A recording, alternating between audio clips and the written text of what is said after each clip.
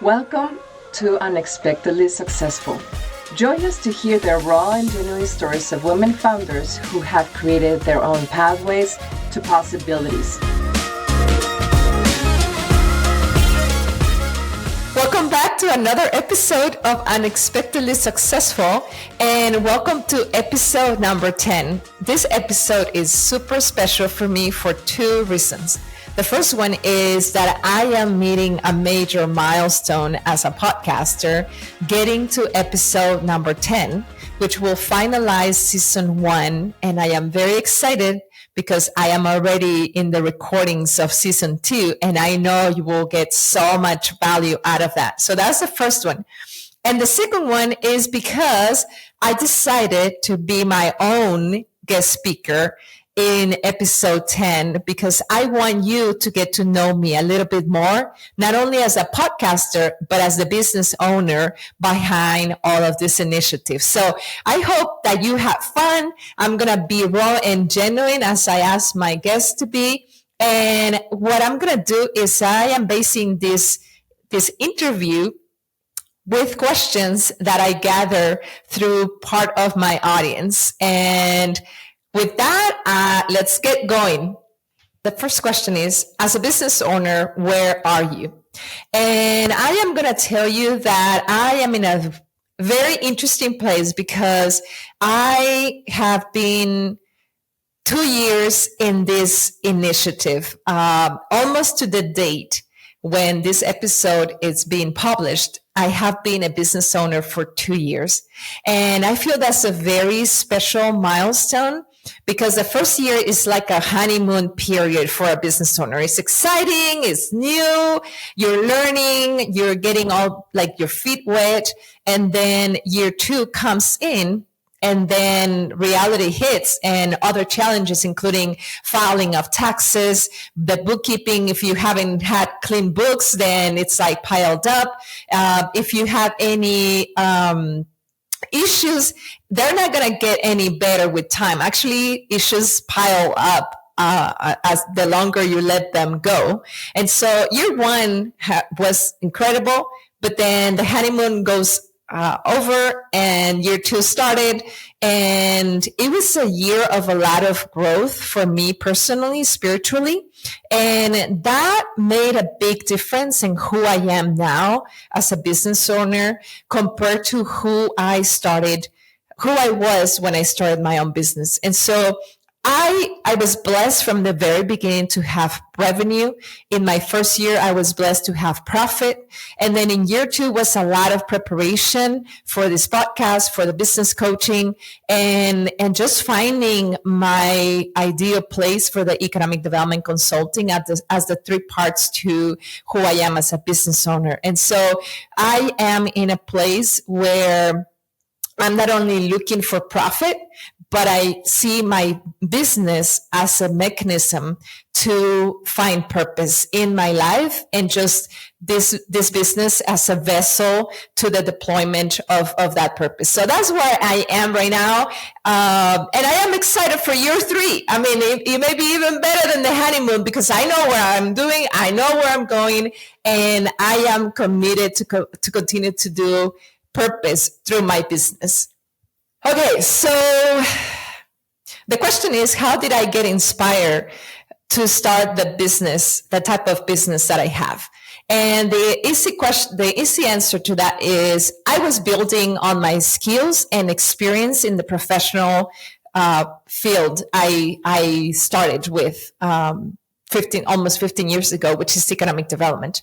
I came to a doctoral degree in economic development. I was crazy enough to spend 5 years of my life studying everything possible about economic development, regional development, small business, entrepreneurship. And it was not only the theory, but also during this 5 years of my life in the doctorate program, I also was very intentional to make the best of this opportunity by doing internships, by doing free work, by going to conferences, by connecting with people who were already doing this work. And I would ask them, I would ask them, how did you get to where you are as a professional, as an economic development practitioner? And some answers were inspiring, and some others were like, well, I really don't want to do that, so I'm going to stay away from that. So for my business, it was really relatively easy to build on the knowledge and experience that I had, but also building on my previous experience, not only professional, but personal. And that includes being part of being the fifth daughter in a family of entrepreneurs and all my siblings having their own business. And also having been part of academia and the nonprofit world and the private sector, and all these pieces came together to say, economic development consulting is the next step for me. But I remember clearly when I was about to launch the business, my husband told me, I know economic development is the next step for you in the business, but I know it will not be the only one. And it was like prophesizing, like sharing what was going to come in the future. I had no idea of what that could mean for me. And this path has been an amazing discovery process. And while I still do economic development consulting, I am much more clear on who my ideal client is, what type of work I want to do, what type of results I want to see. I don't just want to do consulting work to do consulting work. Impact is meaningful to me. Impact is important. And so that's how I got started.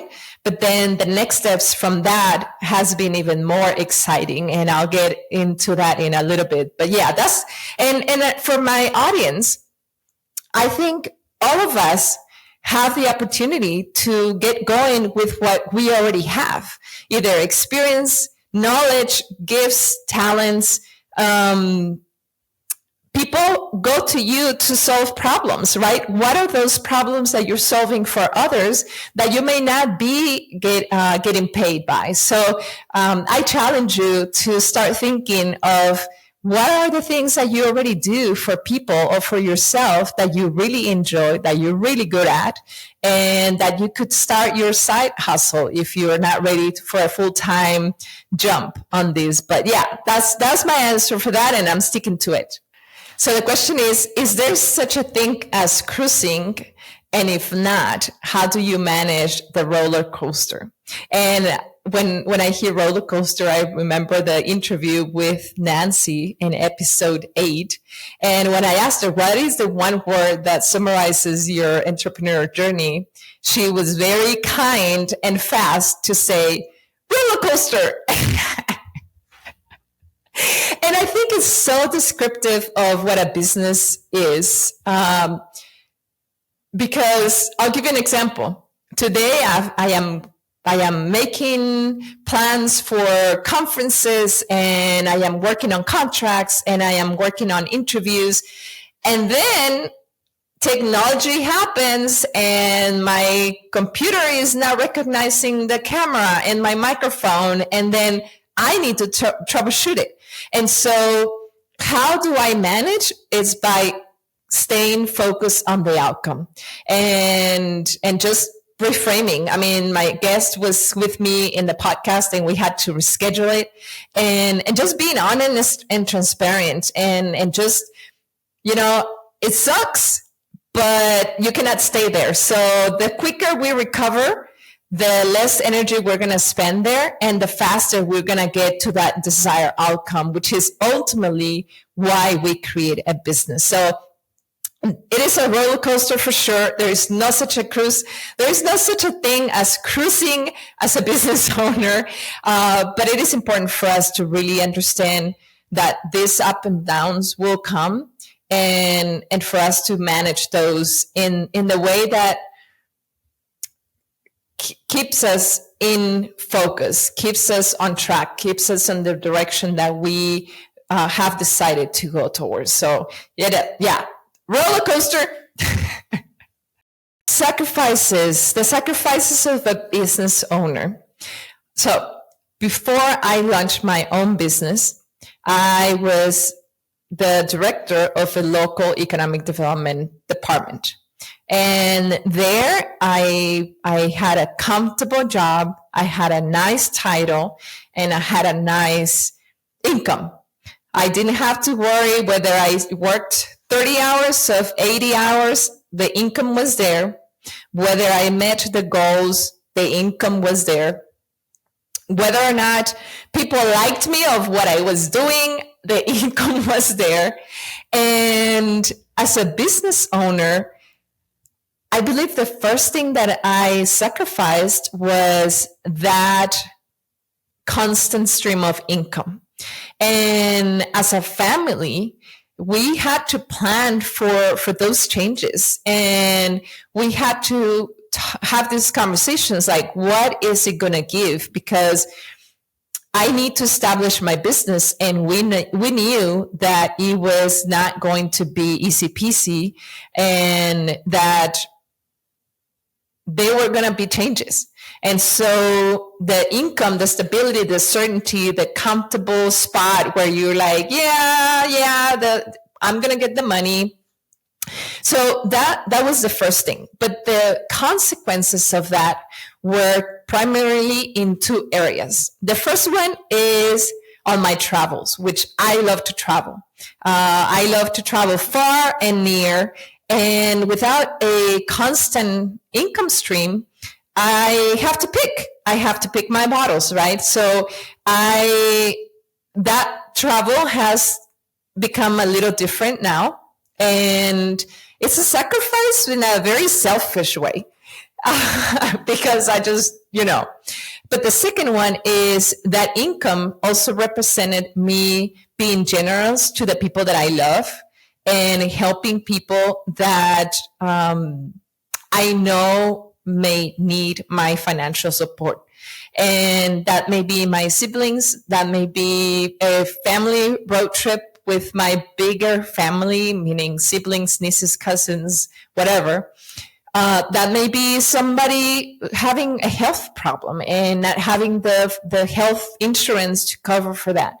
And so that has been much harder for me to sacrifice than the travel, because it was a habit of mine, and it's in my heart. And so when I see the need, it's like having to pull back from like, I want to give, which it was something that I've been doing throughout my career. And now I can do it, but not with the same freedom yet. And so it's going to be, declaring that year 3 is going to allow me to do that again, because it is a sacrifice and I don't like that type of sacrifice. I can deal with the selfish one, but yeah, anyway. So the follow-up question here is, in what other ways have I given? Time is a big one, because there is no such a thing as a weekend without working. Whether it's mentally or physically and mentally and emotionally. There are times that I am working at 8 p.m. and my husband is prepping dinner, and I am excited. I'm looking forward to what is coming, and that's why I'm putting the effort behind it. But at the same time, we trade time, right? We trade time on how we use it, and time is gone. Whether we spend it working or we spend it with family, we spend it having fun. And that's another big piece that I have sacrificed. How do I spend my time, whether it's with family and friends, the people that I love, or making my business work? Which I know if I spend enough time in my business, I will make it work. But what is giving? What is a trade-off? And that's an important question that business owners, we have to have in consideration. As I mentioned before, my husband and I were planning for this transition, and the person that was impacted directly was him, not only on the financial side, but also in how we spend time. Even when we are together, I'm like, what do you think about this in the business? What do you think about that? And we have had to put a rule of no work when we go on a date, no phone when we go on a date. After X time in the day, no conversations about work, because if I allow it, it's going to take over my entire life, right? And while I enjoy my business, we need to have balances. And so that was the first impact in a relationship. And I am less tolerant to those exes than my husband is. And so when I realize that I'm spending all this time, it's like, how do I not do it while I continue to do my business? And so it's a really balancing act on how to make my business work with my leadership, but at the same time, how do I keep my marriage safe and as a higher priority than work, which is my business. And so it's an interesting balancing act. And another one is, like I mentioned before, the people that I love, that it was not necessarily an obligation, but I feel conscious that I am not contributing in a generous way as my heart calls for. And so that's not dealing with the people, dealing rather with myself and how I feel about that. All right. So the question is how do I derive support for my business, and who has been my biggest supporters? And like I said, my husband when I launched my business, he had more confidence in me and in being successful than what I had on myself. And that sounds crazy, but sometimes others see in you more than what you're seeing on yourself. And rather than saying like, oh my God, I should do this or should do that, it would be surrounding ourselves with those type of people, right? More of those people that can help you grow. And with that, I have a dear friend who I remember when I told her that I was launching my business, and there's all kinds of reactions, right? The whatever people have in their minds, that's what they react. And one question that I actually have been asked is, you were growing in that organization. Why did you want to be poor potentially? And I'll get to that in a little bit, but that's the type of reactions that I got from people. And going back to this dear friend, I said, I'm launching my own business. And she said, doing what? And I said, economic development consulting. And she said, and she works with small businesses. She said this, well, the one thing that successful business owners have is that they never give up. So I know you're going to be successful. And those words were very powerful because, again, she was seeing something in me that I did not have the full confidence at that moment. And I don't know if she remembers those words, but I do. And it was very clearly. And what she saw was my talents and gifts in one area that she saw in me as a person. She saw that I was going to be able to transfer those into my business to make it successful. So that's number 2. And number 3 is, in the last year, my network of people has changed dramatically for the better, for me to be surrounded by like-minded people, for people who get genuinely excited about the things that I'm doing, people who are not only knowing that I'm going to be successful, but they're willing and able to help me get there. And I have been blessed with an incredible tribe of really strong, talented, intelligent women who are doing it. And some of them are in my podcast. And that's an incredible blessing. I get to talk to my peers. I get to talk to my mentors. I get to talk to my inspiration. And that has been amazing. But my community did not come immediately after I started my business. It took me about a year to realize and acknowledge that this journey was a lonely journey, and that it was very uncomfortable, and it was not filled with that joy and excitement. And then for me to start looking for solutions to change that. And for the entrepreneurs out there, for the aspiring entrepreneurs, that you are getting those, the pushback, the opinions of people who haven't done it, the opinions of people who have been unsuccessful at doing it because of whatever reason. I encourage you to find a community, because being in the right rooms with the right people makes a whole difference in how you do things, and how fast you do things, and how you can enjoy the doing and the exhilaration of the doing, solo versus in a community. So that's how I currently have support from people around me. And another really cool thing is I'm an extrovert and I love being with people. That's how I do it. But in the pandemic, the shutdown, nobody wanted to see me. No one. And I have been able to transition to having a community online that fulfills my want to be with people. And that's another amazing opportunity we currently have that we did not necessarily leverage upon 3 years ago, 4 years ago. And so for the entrepreneurs out there, look for opportunities to be part of community. And if it's an online community, go ahead. It works. It works.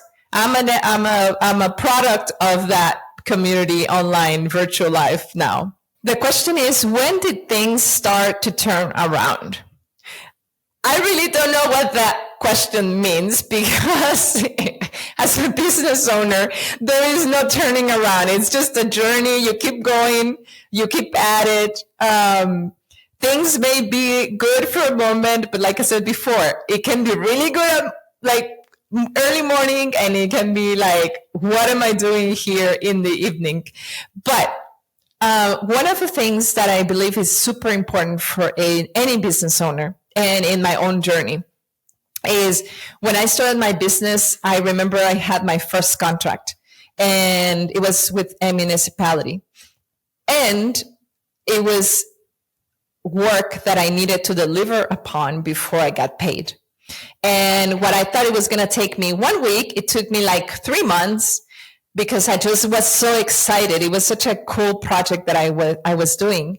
And so during that time, I got paid a little bit, but then not until I had more deliverables, I got paid a little bit more.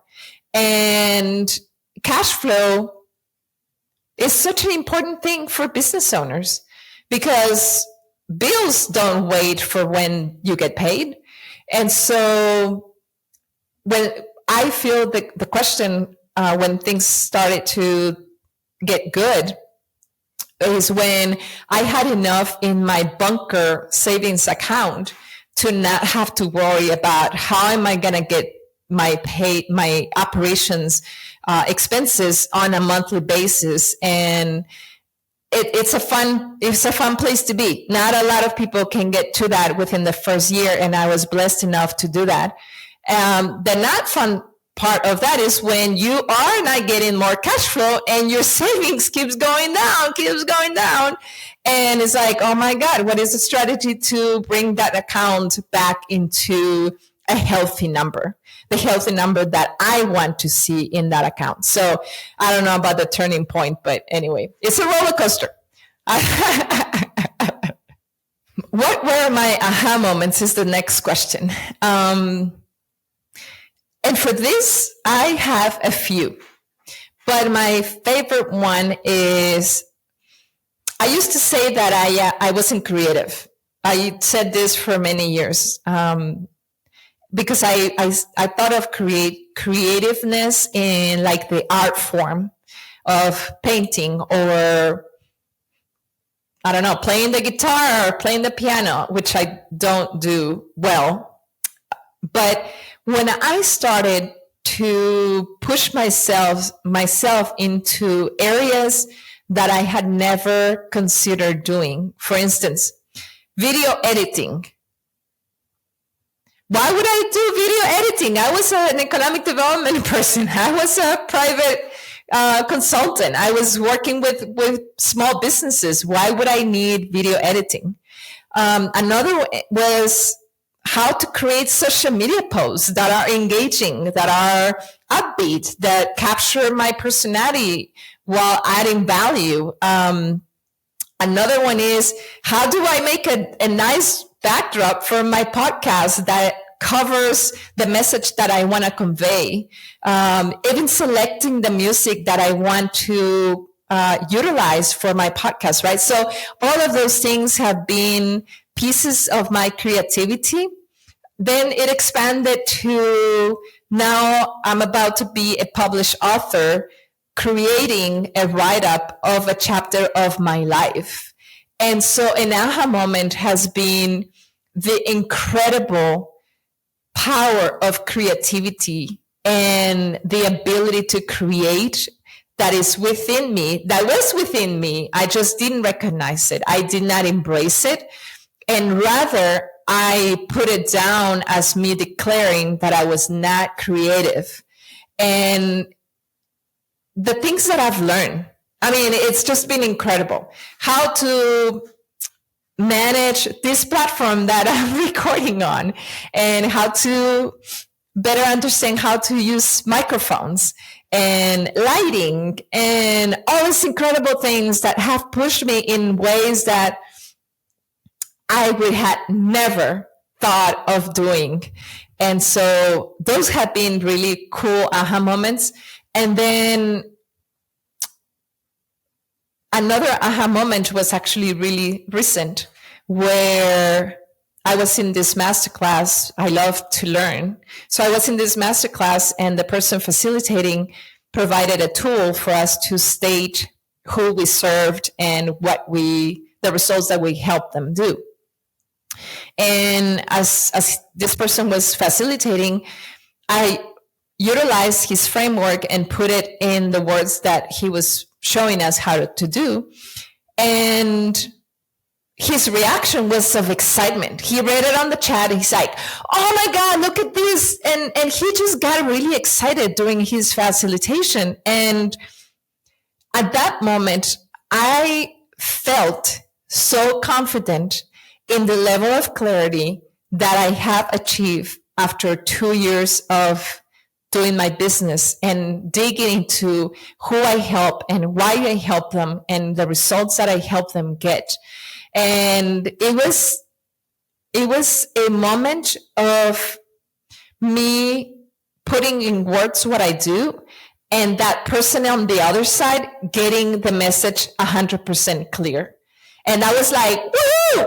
We did it. So next challenge. And so that's really exciting, because clarity is achieved by doing rather than talking about doing, or rather than writing about doing. It's just doing it. And that was a really exciting moment.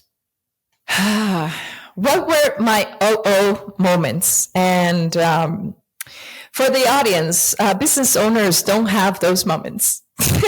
I'm kidding. We all know that we do. But so I remember my first year of operation, I actually did not record revenue in that year because of how my banking account was working. And so I held to the checks, deposited them the following year. So my first year for income taxes, it was very simple. It was like basically a household income tax return. And I am an LLC, but for tax purposes, I am a pass-through entity on taxes. So we do it through the household. But the second year, Remember, I had mentioned that I have my bunker savings account, right? So in that bunker savings account, I had been putting money to the side to pay for savings, but also to pay for the taxes that I knew were coming at the turn of the year. And so I had this CPA helping me with this, and they were asking questions on expenses and all this fun stuff, right? And I felt pretty confident. My husband and I had talked about the figure, the estimate based on the income, based on the expenses. And then one day, maybe a week before the deadline for submission, I just had this moment of panic. And then my thought was, what if I don't have enough money saved to pay for my income taxes for the business? And to be honest, the panic was, I don't have any other alternative if my savings is not enough.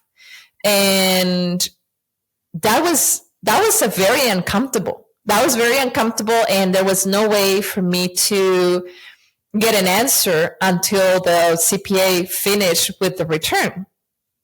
There's a happy end to the story because I did have enough, and I was able to pay my income taxes with the amount that I had saved. And so, but planning is so crucial for us business owners, because we don't want to be caught in a place where we need to pay for something and we don't have the funds for it, especially when it comes to taxes, either local, state, federal. We want to be on top of those things because that's a deal killer.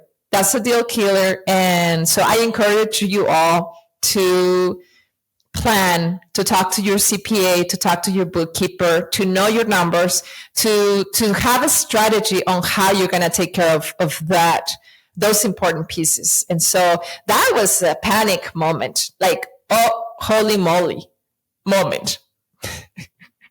So this is a very loaded question. It is, if you could do it all over again, what would you do differently? And it's loaded because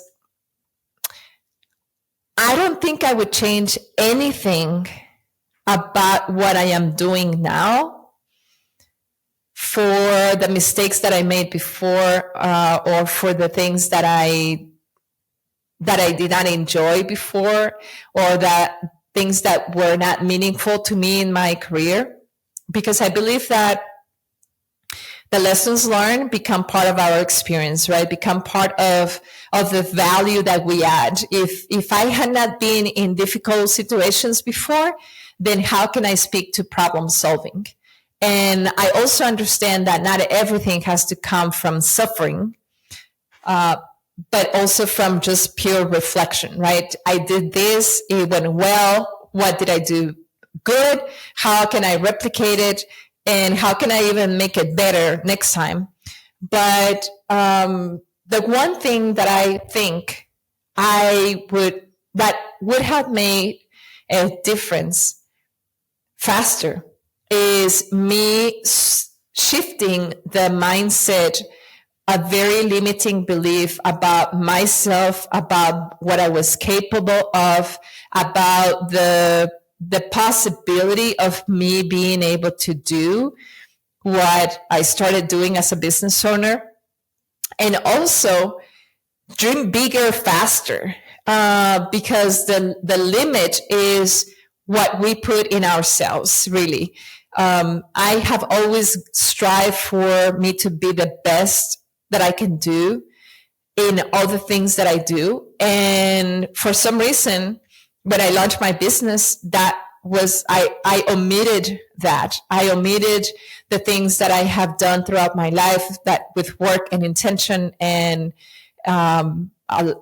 just a lot of energy going into it. I omitted that for what I was capable to do in my own business. So I would have shifted my mindset to an abundance one, to a possibilities one faster, and just let my mind dream big sooner. And so I'm there. I'm enjoying it. I'm doing it. But I think that would be the one thing that I would do differently.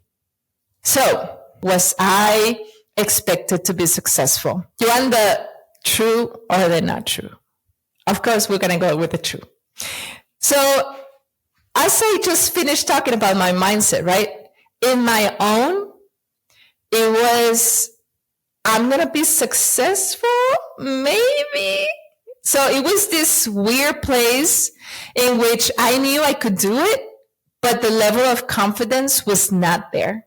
And I started with fear, right? I started with not being 100% sure of what I was capable of. And however, from my surroundings, as I mentioned before, I had mixed reactions. And I remember clearly one of them who came from one of my siblings, whose name shall be unknown. And I am very close to my family, and I share the things that are happening in my life because that's who I like to be. And I believe that people will take something out of it, even if it's like something not to do, right? So in this instance, it was the day that I was submitting my letter of resignation in my employment. And let's just pause for a moment to say I was not in a place of confidence, and I was not in a place where I was like, whatever you say, I'm going to brush it off, because I was in that uncertainty place, right? And so one of my siblings, her response to that text was, why are you doing this?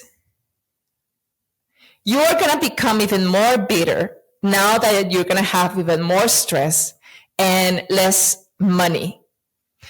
And while I eventually let that go, it was my own sibling doubting not only on what I could do, but like totally dismissing the history, right? The same position that I took on myself of omitting my history.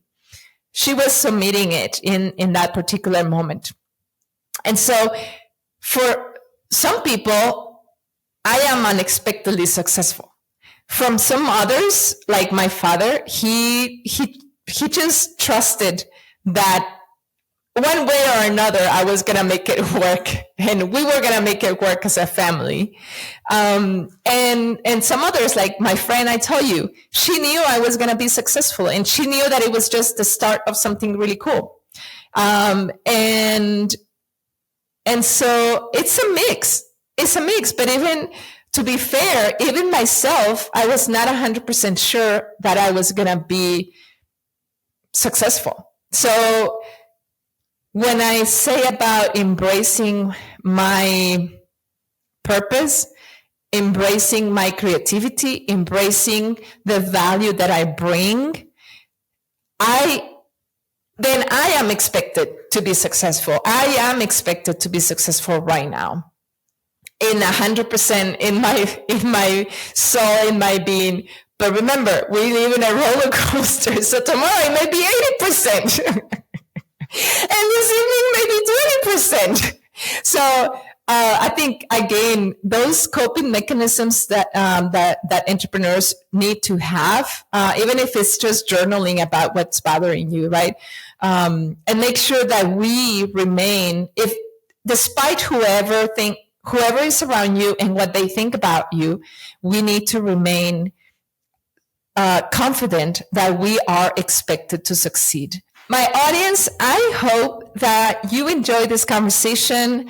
I really pray that this conversation adds value, that you have some insight in who I am as an entrepreneur, as a podcaster and host of Unexpectedly Successful, as a business coach, and more than that, on why I do the things that I do and what drives me as a person and as a professional. And this is a very exciting moment to be closing season 1 of Unexpectedly Successful, the podcast. And I am very excited for what is to come in season 2. Until next time, I will see you soon.